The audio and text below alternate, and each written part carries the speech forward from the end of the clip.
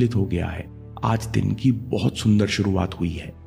सन्यासी ने कहा, ठीक है, मेरी दूसरी शर्त है कि इसी प्रसन्न मन से तुम ये कलश उठाओ, इसमें 1/4 पानी भरो और कलश को हाथ पर रख लो।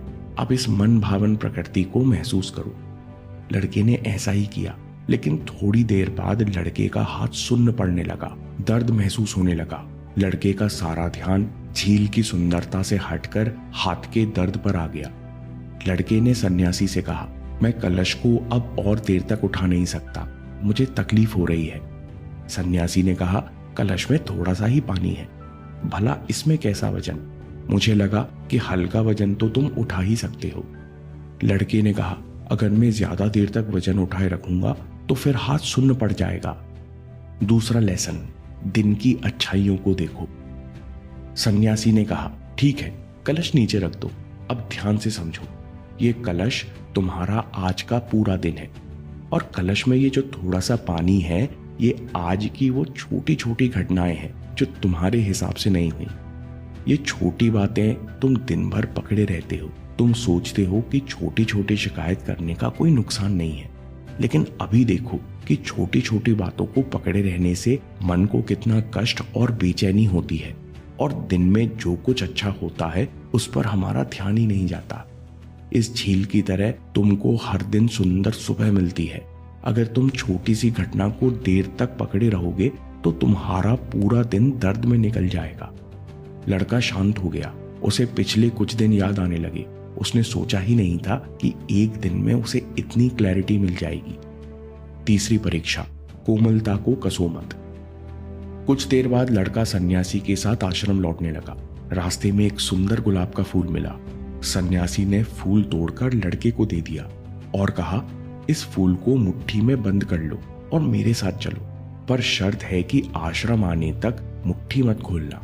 नौजवान ने फूल मुट्ठी में बंद कर लिया और खुश होकर सोचा कि यह चैलेंज तो मैं पूरा कर सकता हूं। जब कुटिया पहुंचे तो सन्यासी ने फूल मांगा। जब लड़के ने मुट्ठी खोली तब तक फूल मुरझा गया था। लड़के को आश्चर्य हुआ और थोड़ा दुख भी कि इतना सुंदर फूल इतनी जल्दी मुरझा गया। तीसरा लेसन, रिश्ते फूल जैसे हैं। इतने में सन्यासी ने कहा, फूल देखकर तुम्हें दुख हो रहा है, लेकिन तुम तो हमेशा से यही कर रहे हो। ये फूल तुम्हारे लोगों के साथ रिश्ते हैं। अगर तुम लोगों की कमियों को पकड़े बैठे रहोगे तो रिश्ते अवश्य ही मुरझा जाएंगे। हम सबसे गलतियां होती हैं, लेकिन अगर दूसरों की कमियों को हमेशा अपने सामने रखोगे, मुट्ठी में पकड़े रहोगे, तो तुम्हें किसी के साथ अच्छा नहीं लगेगा। तुम्हारे अंदर प्रेम मर जाएगा और तुम अकेले में भी चिड़चिड़े बने रहोगे। सन्यासी ने कहा, इसलिए पुरानी बातों को, मन की शिकायतों को लेट गो करना सीखो। Lesson, how to let go. ये 3 बातें अपने जीवन में लेकर आओ। पहला, बड़ी चिंताएं।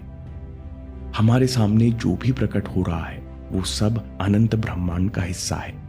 जैसे ही मन में शिकायत पैदा हो कि मेरे साथ ऐसा क्यों हुआ, ये टेंशन दूर कैसे होगा, तब उस अनंत शक्ति पर विश्वास करो और खुद से कहो, जो हो रहा है वो एकदम सही हो रहा है। मुझे दिख नहीं रहा, पर जो भी हो रहा है वो सब बेहतरी के लिए ही हो रहा है। प्रैक्टिकल टिप, हर रात सोने से पहले हर प्रतिकूलता, हर परेशानी के लिए धन्यवाद करो।